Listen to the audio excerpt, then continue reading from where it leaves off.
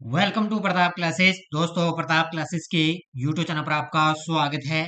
तो आज है संडे और संडे के दिन आपको मिलेगी वीकली करंट अफेयर्स की क्लास। आज अपने पढ़ेंगे 16 दिसंबर से लेकर 22 दिसंबर 2024 तक वीकली करंट अफेयर्स का अपने रिवाइज करेंगे। और इस क्लास के अंदर टॉप 50 क्वेश्चन आपके लिए मैं लेकर आया हूं, क्योंकि सप्ताह का हमने जो करंट पढ़ लिया, संडे के दिन उसको अपने रिवाइज करते हैं गजब तरीके से। और ये जो क्लास है, यूपीएससी कोई साथी की तैयारी कर रहा है, आरपीएससी, फर्स्ट ग्रेड, एसआई, पटवार, रेलवे, बैंक, एसएससी, कोई भी एग्जाम मान लो, डेली आपको ये करंट की क्लास आपके लिए रामबाण साबित होगी। तो करेंगे सभी साथी वीडियो को लाइक शेयर। सभी साथियों को गुड मॉर्निंग। आज सिर्फ अपने संडे है, सिर्फ आज अपने रिवाइज करते जाएंगे, बस रिवाइज करना है। और साथ साथ में आपका तुरंत आंसर आना चाहिए भी हाँ, आपकी तैयारी है या आपने कितना करंट आपने कुछ याद किया है या नहीं हुआ है। बस तुरंत आपके जवाब साथ साथ मेरे साथ आने चाहिए। पहला प्रश्न देखो, फोर्ब्स द्वारा जारी 2024 की दुनिया की टॉप 100 सबसे शक्तिशाली महिलाओं की सूची में निम्नलिखित में से कौन सी भारतीय महिलाएं शामिल है। तो हर साल क्या है, हर वर्ष 2024 के अंदर दुनिया की टॉप 100 के अंदर ये सबसे शक्तिशाली महिलाओं की सूची जारी की जाती है। तो टॉप 100 के अंदर अपनी 3 भारतीय महिलाएं शामिल है। एक है वित्त मंत्री निर्मला सीतारमण, एक है रोशनी नादर मल्होत्रा, एक है किरण मजूमदार शो। निर्मला सीतारमण का स्थान है 28वां, रोशनी नादर मल्होत्रा 81वें स्थान पर, और किरण मजूमदार शो ये है 82वें स्थान पर। तो ये 3 महिलाएं यहाँ पर शामिल है। तो उत्तर क्या हो जाएगा, A B C. A B C हो जाएगा इसका सी नंबर उत्तर। महाकुंभ 2025 की तैयारी के लिए पीएम मोदी ने कितनी परियोजनाओं का उद्घाटन किया है। महाकुंभ 2025 की तैयारी के लिए पीएम मोदी ने कितनी परियोजनाओं का उद्घाटन किया। 167। कितनी? 167 परियोजनाओं की शुरुआत है की है। ये है महाकुंभ 2025 जिसकी शुरुआत होगी। पीएम मोदी ने 14 दिसंबर को नई दिल्ली में किस सम्मेलन की अध्यक्षता की है। जवाब आने चाहिए आपके तुरंत, क्योंकि साथ साथ बस रिवाइज है आपके लिए। आज सिर्फ क्वेश्चन और आंसर की अपने रिवाइज करते जाएंगे। उत्तर क्या होगा इसका, 14 दिसंबर को नई दिल्ली में किस सम्मेलन की अध्यक्षता हुई।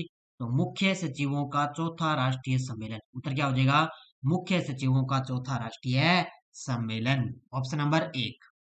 भारत समुद्री धरोहर सम्मेलन IMHC 2024 का आयोजन किस मंत्रालय द्वारा किया गया। तो भारत समुद्री धरोहर सम्मेलन का आयोजन किस मंत्रालय द्वारा किया जाता है। तो अपने बंदरगाह, जहाजरानी और जल मार्ग मंत्रालय के मंत्री कौन है, सर्बानंद सोनोवाल। कौन है, सर्बानंद सोनोवाल द्वारा इसका उद्घाटन किया गया है। ये 11 और 12 दिसंबर को है ना, भारत समुद्री धरोहर सम्मेलन का आयोजन किया गया। चौथा ईगल नेस्ट बर्ड फेस्टिवल 2025 कहाँ आयोजित किया जाएगा। चौथा ईगल नेस्ट बर्ड फेस्टिवल 2025 ये आयोजित होगा कहाँ पर है। ये देखो आपके सामने, खेलोंग और थोरगे गांव, पश्चिम कामेंग जिला, अरुणाचल प्रदेश के अंदर। ये चलेगा 17 से लेकर 19 जनवरी 2025, यानी कि 17 से लेकर 19 जनवरी 2025 के बीच में चौथा ईगल नेस्ट बर्ड फेस्टिवल 2025 आयोजित होगा। स्वाद एटलस की 2024-25 सूची में भारत के किस शहर को टॉप 5 में स्थान मिला है। स्वाद एटलस की 2024-25 की रिपोर्ट आई, उसके मॉडलिंग अकॉर्डिंग देखे तो भारत के किस शहर को शीर्ष 5 में स्थान मिला। तो वो मिला है मुंबई को। इसको मिला है मुंबई को, इसके अंदर टॉप 5 में स्थान है मिला है। और सबसे टॉप पर है इसके अंदर इटली। कौन सा देश है, इटली सबसे अंदर इसके अंदर टॉप पे है। स्विट्जरलैंड ने भारत को दिया गया सर्वाधिक पसंदीदा राष्ट्र का दर्जा कब से निलंबित किया है। स्विट्जरलैंड ने भारत को दिया था क्या, सर्वाधिक पसंदीदा राष्ट्र, तो इसका दर्जा वो निलंबित कर दिया।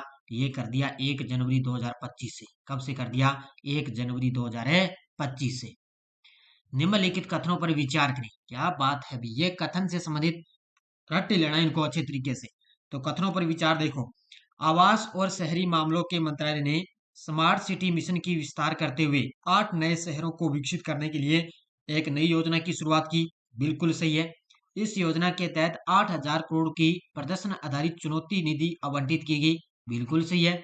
इस योजना का उद्देश्य केवल ग्रामीण क्षेत्रों का शहरीकरण करना है। ये तीसरा कथन गलत हो जाएगा, क्योंकि यहाँ पे केवल ग्रामीण क्षेत्र नहीं है, ओनली शहरी क्षेत्र आएगा।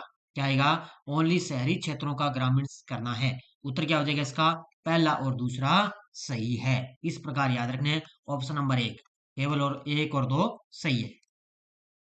डेजर्ट नाइट त्रिपक्षीय हवाई युद्धाभ्यास किन देशों के बीच में आयोजित किया गया? कौन सा युद्धाभ्यास आ गया? Desert Knight. और ये 3 देशों के बीच में आयोजित होता है। तो किस किस के बीच में हुआ? भारत, फ्रांस और यूएई के बीच। ऑप्शन नंबर बी, किसके बीच में? भारत, फ्रांस और यूएई के बीच में। कहां पर है? अरब सागर के अंदर। कहां पर हुआ? अरब सागर में तीनों देशों के बीच में डेजर्ट नाइट त्रिपक्षीय हवाई युद्धाभ्यास का आयोजन किया गया। ये चला था 3 दिन तक। कब तक है? 3 दिन चला था ये। मुंबई ने सेहद मुश्ताक अली ट्रॉफी 2024 के फाइनल में किस टीम को हराया? मुंबई ने सेहद मुश्ताक अली ट्रॉफी 2024 के फाइनल में हराया है मध्य प्रदेश को। किसको हराकर है? मध्य प्रदेश को। और मुंबई 3 साल के अंदर दूसरी बार 3 साल के अंदर दूसरी बार है सैयद मुश्ताक अली ट्रॉफी की विजेता बन चुकी है। किसको हराकर है? मध्य प्रदेश को हराकर। अगर आपसे इसका स्टेडियम पूछे तो बेंगलुरु के अंदर है चिन्ना स्वामी स्टेडियम। कौन सा है? चिन्ना स्वामी स्टेडियम है मुंबई के अंदर है, ये बेंगलुरु के अंदर है। तो वहां पर इसका आयोजन हुआ था फाइनल। भारत का पहला डायबिटीज बायोबैंक किस शहर में स्थापित किया गया? भारत का पहला डायबिटीज बायोबैंक यह स्थापित किया गया है चेन्नई के अंदर। ऑप्शन नंबर सी, कहां पर स्थापित किया गया? चेन्नई के अंदर। इसके अंदर सहयोग किसका इसका है? एक तो भारतीय चिकित्सा अनुसंधान परिषद है और एक है मद्रास डायबिटीज रिसर्च फाउंडेशन। इनके सहयोग से भारत का पहला डायबिटीज बायोबैंक स्थापित किया गया। कहां पर? चेन्नई। कथन देखो, 1 नंबर, अमेरिकी सैन्य ने डार्क ईगल जो एक long range hypersonic weapon missile है, इसका सफल परीक्षण किया। बिल्कुल सही है। इस परीक्षण का आयोजन फ्लोरिडा के cap Canaveral space force station में किया गया। बिल्कुल सही है। डार्क ईगल ने 3800 मील प्रति घंटे से अधिक की गति प्राप्त की, जो ध्वनि की गति से 5 गुना अधिक है। अब ये कथन क्यों लेकर आता हूं? ताकि आपका कथन से इस प्रकार का अच्छे तरीके से क्वेश्चन है वो याद हो जाएगा। तो यहाँ पे क्या होगा? तीनों के तीनों कथन क्या है? सही है। उत्तर क्या हो जाएगा? उपयुक्त सभी। योग नीति लागू करने वाला भारत का पहला राज्य कौन सा है? तो देवों की देवभूमि कौन सी होगी? योग नीति लागू करने वाला देवों की देवभूमि है उत्तराखंड राज्य। कौन सा? उत्तराखंड राज्य, जहां पर 38वें राष्ट्रीय खेल होंगे। कौन से? 38वें राष्ट्रीय खेल। और साथ में ही योग नीति लागू करने वाला भारत का पहला राज्य बन चुका है। और एक याद रखना, यहाँ पर है 10वें विश्व आयुर्वेद सम्मेलन। याद होगा क्या? 10वें विश्व आयुर्वेद सम्मेलन और आरोग्य एक्सपो का भी आयोजन किया गया। कहां पर है? उत्तराखंड में। भारत की पहली हरित इस्पात वर्गीकरण प्रणाली को किस स्थान पर है और किसके द्वारा जारी किया गया था? भारत की पहली हरित इस्पात वर्गीकरण प्रणाली, तो ये कहां पर है? नई दिल्ली के अंदर है। केंद्रीय इस्पात व भारी उद्योग मंत्री एच.डी. कुमार स्वामी द्वारा ये जारी की गई थी। तो उत्तर क्या हो जाएगा इसका? Option number C. कौन सी है? ये है भारत की पहली हरित इस्पात वर्गीकरण प्रणाली। उत्तर नंबर सी। कथन 1, विश्वविख्यात तबला वादक और पद्म विभूषण उस्ताद जाकिर हुसैन का निधन 73 वर्ष की आयु में हो चुका है। बिल्कुल सही है। भी विश्वविख्यात तबला वादक हैं और पद्म विभूषण मिला है इनको उस्ताद जाकिर हुसैन। पद्मश्री मिला 1988 में, पद्म भूषण 2002 और पद्म विभूषण 2023। तो इनको ये सम्मान मिले हैं और उन्हें प्लेनेट ड्रम परियोजनाओं के लिए ग्रैमी पुरस्कार भी इन्होंने जीता था। तो तीनों की तीनों कथन यहाँ पे बिल्कुल सही। तो उत्तर नंबर हो जाएगा सभी सही। मध्य प्रदेश की प्रसिद्ध बेगा चित्रकार और पद्मश्री अवार्ड से सम्मानित जोधड्या अम्मा का निधन हो चुका है। इनको पद्मश्री सम्मान कब मिला था? क्या बात है, अभी मध्य प्रदेश की है एक चित्रकार, पद्मश्री भी अवार्ड इनको मिला है सन 2023 के अंदर। कब मिला? सन 2023 के अंदर राष्ट्रपति द्रौपदी मुर्मू द्वारा इनको ये अवार्ड मिला है। इसके अलावा 8 मार्च को अपने अंतर्राष्ट्रीय महिला दिवस मनाते हैं ना, 8 मार्च 2022 को इनको रामनाथ कोविंद, जो अपने पूर्व राष्ट्रपति थे ना रामनाथ कोविंद, उनके द्वारा इनको नारी शक्ति अवार्ड भी मिला है। कब है? 2022 के अंदर है। और 2023 में इनको पद्मश्री अवार्ड मिला है। दोनों के दोनों अच्छे तरीके से याद कर लेना। नेक्स्ट है, कौन सा कथन सही है? पहला देखो, यूनाइटेड किंगडम 15 दिसंबर 2024 को CPTPP में शामिल हुआ। अब CTPPT का मतलब क्या होता है? इसका मतलब होता है प्रगति संपन्न। क्या है? प्रगति संपन्न Trans Pacific Partnership. Trans Pacific Partnership इसके अंदर शामिल हो चुका है यूनाइटेड किंगडम।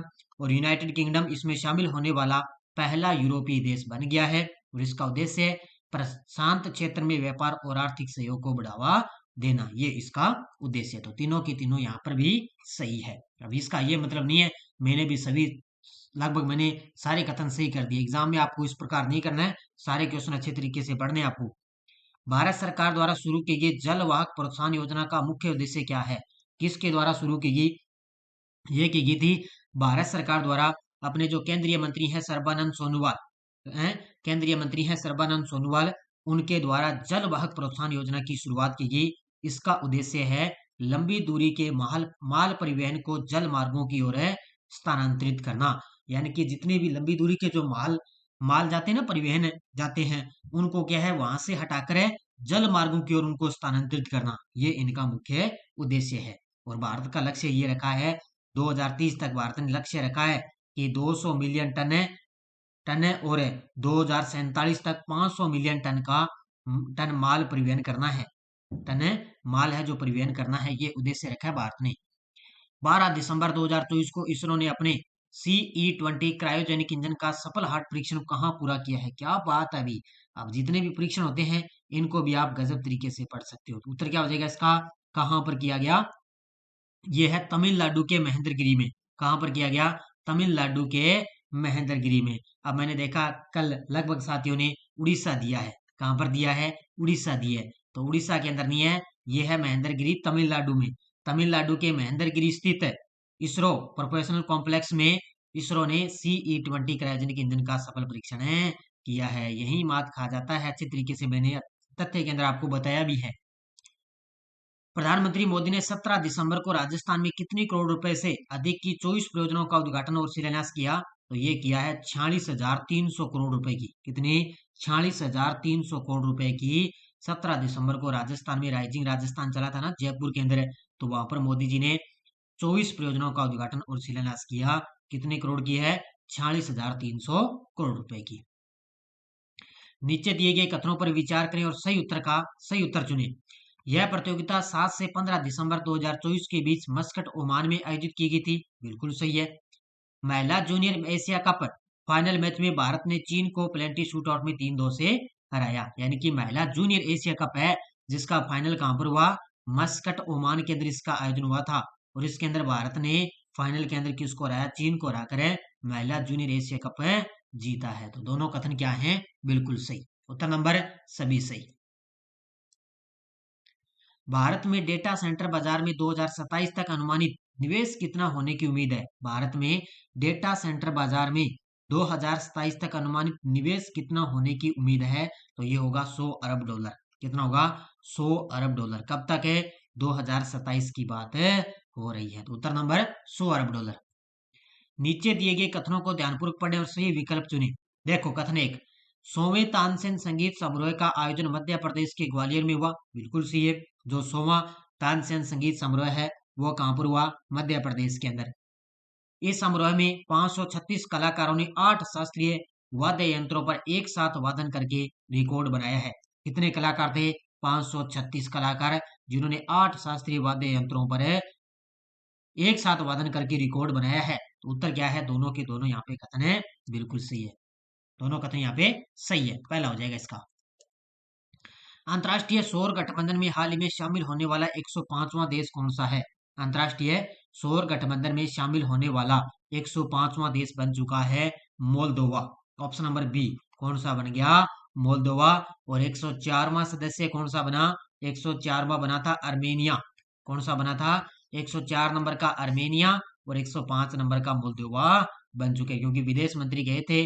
कौन है? एस जयशंकर और मोल्दोवा के उप प्रधानमंत्री, इन दोनों के बीच में समझौता हुआ। हाल ही में गूगल ने भारत के लिए नया कंट्री मैनेजर और वाइस प्रेसिडेंट किसे नियुक्त किया है? तो ये किया है प्रीति लोभाना को। Option number B. किसको किया? प्रीति लोभाना। जिम्पी जिम्पी को विश्व का सबसे विषैला पौधा माना जाता है। यह मुख्य रूप से कहाँ पाया जाता है? क्या बात है अभी। क्या नाम है? देखो जिम्पी जिम्पी, ये है विश्व का सबसे विषैला पौधा और ये पाया जाता है ऑस्ट्रेलिया, इंडोनेशिया और मलुक्का के वर्षा वनों में। कहाँ पाया जाता है? ऑस्ट्रेलिया, इंडोनेशिया और मलुक्का के वर्षा वनों में पाया जाता है। तो उत्तर number option number B.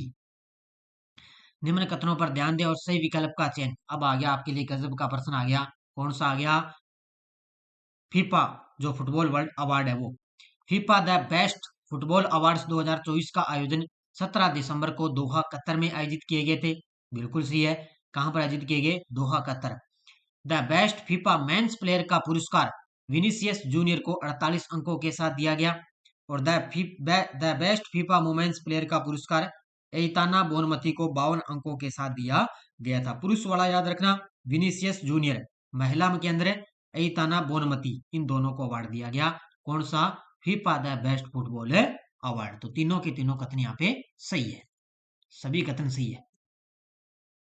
Ayodhya में राम मंदिर परियोजना को किस संगठन द्वारा स्वॉर्ड ऑफ ऑनर पुरस्कार से सम्मानित किया गया? अयोध्या में राम मंदिर परियोजना को किस संगठन द्वारा स्वॉर्ड ऑफ ऑनर से सम्मानित किया गया? तो वो है ब्रिटिश सेफ्टी काउंसिल। इसके द्वारा ब्रिटिश सेफ्टी काउंसिल संगठन द्वारा स्वॉर्ड ऑफ ऑनर से सम्मानित इनको किया गया। तो उत्तर नंबर सी।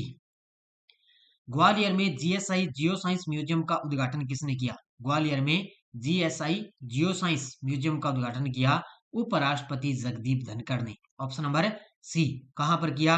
ग्वालियर के अंदर। ग्वालियर कहां पर है? मध्य प्रदेश में। किसने किया? उपराष्ट्रपति जगदीप धनखड़ ने। अभी बड़े गजब के जवाब सभी साथियों के आ रहे हैं। करें सभी साथी वीडियो को एक बार साथ साथ में लाइक से। किरण मजूमदार शो जो बायोकॉन ग्रुप की चेयरपर्सन है, इनको किस संगठन द्वारा जमशेदजी टाटा पुरस्कार से सम्मानित किया गया? तो किरण मजूमदार शो जो बायोकॉन ग्रुप की चेयरपर्सन है, इनको किस संगठन द्वारा जमशेदजी टाटा पुरस्कार मिला? तो ये मिला है भारतीय विज्ञान, ये बी नंबर है, भारतीय सोसाइटी फॉर क्वालिटी ISQ। किसके द्वारा? भारतीय सोसाइटी फॉर क्वालिटी ISQ द्वारा इनको जमशेदजी टाटा पुरस्कार से सम्मानित किया गया। किसको? किरण मजूमदार शो, जो आपको बताया ना टॉप 100 महिलाओं के अंदर ये शामिल थी। इनका 82वां स्थान था। कौन सा? 82वां। 17 दिसंबर 2024 को संसद के शीतकालीन सत्र के दौरान एक देश एक चुनाव 129वां संविधान संशोधन विधेयक लोकसभा में पेश किया गया। इसके पक्ष में कितने वोट पड़े और इसके विरोध में कितने पड़े? पक्ष में थे 269 और इसके विरोध में थे 198। याद रखना कौन सा संविधान संशोधन? 129वां संविधान संशोधन। 15 दिसंबर 2024 को नेट रिकर्व ब्रंट ने महिला टेस्ट क्रिकेट में कौन सा रिकॉर्ड बनाया है? 15 दिसंबर 2024 को नेट रिकर्व ब्रंट ने महिला टेस्ट क्रिकेट में कौन सा रिकॉर्ड बनाया? तो सबसे तेज शतक बनाने का रिकॉर्ड। कौन सा? सबसे तेज शतक बनाने का रिकॉर्ड बनाया है। अंतर्राष्ट्रीय प्रवासी दिवस 2024 की थीम क्या थी? क्या बात है अभी, क्या क्वेश्चन आ गया। अंतर्राष्ट्रीय प्रवासी दिवस तो ये कब बनाया जाता है? आपको अच्छे तरीके से याद होगा। तो ये बनाया जाता है, ये अपने बनाते हैं 18 दिसंबर को। कब है? 18 दिसंबर को बनाते हैं। इसकी थीम रही है प्रवासियों के योगदान का सम्मान और उनके अधिकारों का आदर। प्रवासियों के योगदान का सम्मान करना, उनके अधिकारों का आदर करना। कथन 1, साहित्य अकादमी पुरस्कार 2024 में हिंदी भाषा में गगन गिल को उनकी कृति मैं जब तक आई बाहर के लिए सम्मानित किया गया। स्टार लगा लो, इसको अच्छे तरीके से पढ़ लेना। अंग्रेजी भाषा के लिए ईस्टरिन किरे को साहित्य अकादमी पुरस्कार मिलेगा। ये मिलेंगे 8 मार्च 2025 को पुरस्कार मिलेंगे। और राजस्थानी में गांव अरमा कविता मुकुट मणिवाज कोटा को दिया जाएगा। ये अच्छी तरीके से याद रखना। यहाँ पे तीनों की तीनों कथन क्या है? बिल्कुल सही है। उत्तर क्या हो जाएगा इसका? सभी कथन सही है। 2024 फीफा इंटरकॉन्टिनेंटल कप में रियल मैड्रिड ने किस टीम को हराया है? 2024 का फीफा इंटरकॉन्टिनेंटल कप में रियल मैड्रिड ने किस टीम को हराया? क्या बात है भी। तो ये आयोजित हुआ, तो इसके अंदर किस टीम को हराया? पाचुका। ऑप्शन नंबर बी, इसको हराकर है पाचुका को हराकर 2024 का फीफा इंटरकॉन्टिनेंटल कप में रियल मैड्रिड ने ये खिताब जीता। किसको हराकर है? पाचुका को हराकर। 18 दिसंबर 2024 को मिस इंडिया USA 2024 का खिताब किसने जीता है? 18 दिसंबर 2024 को मिस इंडिया USA 2024 का खिताब जीता है किसने? कैटलिन सेंड्रा नील ने। ऑप्शन नंबर सी, किसने जीता?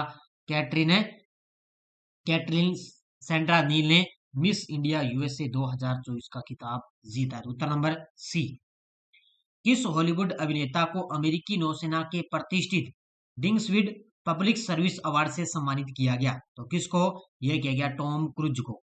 किसको किया गया? टॉम क्रूज को अमेरिकी नौसेना का प्रतिष्ठित डिस्टिंग्विश्ड पब्लिक सर्विस अवार्ड से इनको सम्मानित किया गया। Kho kho federation of India KKFI ने पहले खो खो विश्व कप 2025 का ब्रांड एम्बेसडर किसे नियुक्त किया गया? तो खो खो फेडरेशन कप का आयोजन होगा आगे जनवरी के अंदर, तो वहां पर इसका ब्रांड एम्बेसडर नियुक्त कर दिया सलमान खान को। किसको किया है? सलमान खान को नियुक्त किया। पश्चिम बंगाल की सीएम ममता बनर्जी द्वारा शुरू की गई नई हाउसिंग योजना का नाम क्या है? तो पश्चिम बंगाल की सीएम कौन है? ममता बनर्जी। उनके द्वारा नई हाउसिंग योजना शुरू की गई, उसका नाम है बंगालर बारी। क्या नाम है? बंगालर बारी। उन्होंने योजना की शुरुआत की। 2024 पेरिस ओलंपिक के बाद भारतीय पुरुष हॉकी टीम ने FIH विश्व रैंकिंग में कौन सा स्थान हासिल किया है? तो 2024 पेरिस ओलंपिक के बाद भारत ने इसके अंदर 5वां स्थान हासिल किया है। कौन सा स्थान किया है? 5वां स्थान है। और सबसे पहले स्थान पे कौन है? नीदरलैंड। ध्यान रखना, पहले स्थान पे कौन है? नीदरलैंड। और भारत है 5वें स्थान पर। उत्तराखंड ने 38वें राष्ट्रीय खेल 2025 के लिए किस स्थान पर शुभंकर लोगो, जर्सी गान और टैगलाइन का अनावरण किया? तो ये किया है देहरादून के अंदर। मैंने आपको बताया है अच्छे तरीके से। इन खेलों का आयोजन होगा, ये होंगे 28 जनवरी से शुरू होकर चलेंगे 14 फरवरी तक। 14 फरवरी 2025 तक चलेंगे। कौन से? 38वें राष्ट्रीय खेल। कहां पर है? उत्तराखंड में। किस जिले में मसाली गांव स्थित है जो भारत का पहला सौर गांव बन चुका है? क्या बात है अभी, मसाली गांव। अब कल एक साथी ने पूछा था कि सर एक तो महाराष्ट्र का मान्याचीवाड़ा गांव है जो उसका वो भी पहला है और ये भी पहला है, तो दोनों में ये कैसे हो सकता है? ये ध्यान रखना, वो महाराष्ट्र का पहला गांव है मान्याचीवाड़ा गांव जो पहला सौर विलेज बन गया। ये है मसाली गांव है जो भारत का पहला सौर सीमावर्ती गांव है। ये सौर सीमावर्ती गांव यानी कि सीमा के किनारे है, पाकिस्तान से सिर्फ 40 किलोमीटर दूर है ये। ऐसे आ जाए कि भारत का पहला सौर सीमावर्ती गांव कौन सा है, तो वो है मसाली गांव है। ये गुजरात का है, बनासकांठा जिले का। ये ध्यान रखना, वो अलग है। वो महाराष्ट्र का मानेचीवाड़ा गांव है, वो महाराष्ट्र का पहला है। और ये है भारत का पहला सौर सीमावर्ती गांव। सौर सीमावर्ती गांव है ये, ध्यान रखना इसका। चीन ने तियांगोंग अंतरिक्ष स्टेशन पर कितनी लंबी स्पेस वॉक करके नया रिकॉर्ड बनाया? तो वो है 9 घंटे। कितने? 9 घंटे तक चीन ने तियांगोंग अंतरिक्ष स्टेशन पर 2 अंतरिक्ष यात्री थे जिन्होंने 9 घंटे तक लंबी स्पेस वॉक करके नया रिकॉर्ड बनाया। भारत ने स्मार्टफोन निर्यात में 2019 में किस स्थान से 2024 में तीसरे स्थान पर पहुंचने की उपलब्धि हासिल की? तो ये है 2019 के अंदर था 23वें स्थान पर है और अब 2024 के अंदर आ गया तीसरे स्थान पर। याद रखना, 2019 में 23वें स्थान पर, 2024 में तीसरे स्थान पर। ठीक है, किसके अंदर है?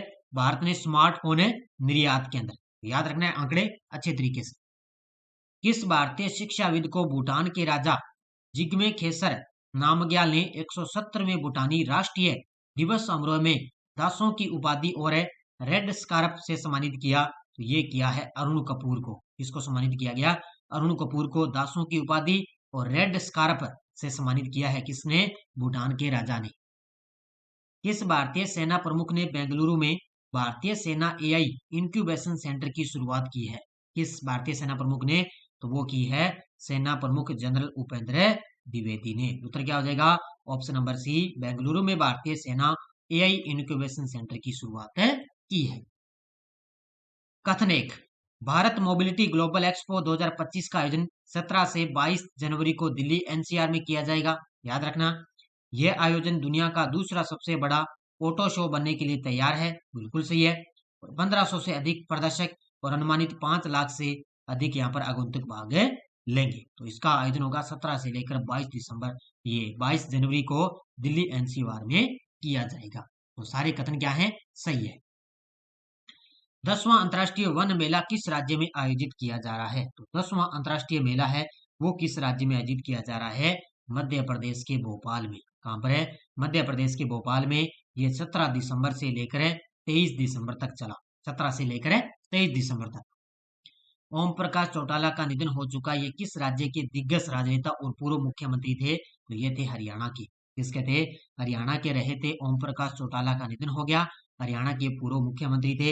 हरियाणा के ये पहले 5 बार CM रह चुके हैं। कितनी बार? 5 बार CM रह चुके हैं। वो ये थी आज की अपनी वीकली करंट अफेयर्स की क्लास। तो गजब तरीके से अध्ययन कर लिया क्योंकि आज संडे था, तो संडे के दिन अपनी रिवाइज कर लिया। इसका जो टेस्ट है वो कल आपको ऐप के अंदर मिल जाएगा। एक तो अपनी फर्स्ट ग्रेड की चल रही है, इसमें फर्स्ट ग्रेड के अंदर जो करंट का सिलेबस है उसके अकॉर्डिंग आपको टेस्ट में दिया जा रहा है। इसके अलावा अपनी रीट पात्रता की चल रही है, यूट्यूब पे क्लासें भी आपको दी जा रही है। इसके अलावा शिक्षा मनोविज्ञान की चल रही है, और फर्स्ट ग्रेड के पुराने पेपर अपलोड है, पीडीएफ कोई साथी लेना चाहे सेकंड ग्रेड के अलग से हैं पुराने पेपर, ले सकता है अच्छे तरीके से। बाकी और आपको इंडियन पॉलिटी है सब आपको टेस्ट दी जा रही है, यूआरओ की चल रही है, वो भी आप ज्वाइन कर सकते हो। तो धन्यवाद, जय हिंद, जय भारत।